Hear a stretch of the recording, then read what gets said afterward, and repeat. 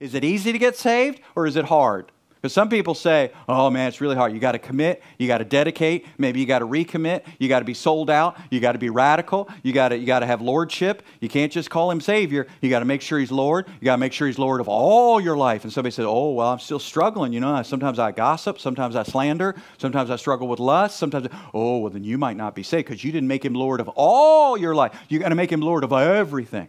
Oh, well, I don't know. I was 7 years old and I just said a prayer. I don't know if I made him Lord. The prayer was like it was like 22 seconds. I don't know if I made him Lord enough. It's complicated. It's rocket science. It's so hard to be saved.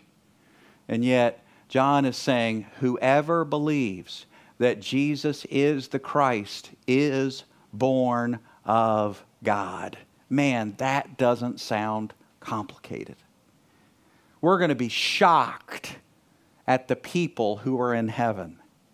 They're going to be like the sand at the seashore. They're going to be like the stars in the sky. We didn't see it coming. We just thought it was our little group. We thought it was our denomination. You know, the Baptists or the Episcopalians we just thought it was the Presbyterians.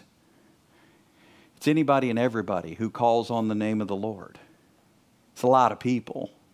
A lot of people believe and trust that Jesus is who he says he is. They might not have all their doctrines figured out. Who does? They might not have all their beliefs right. Who does?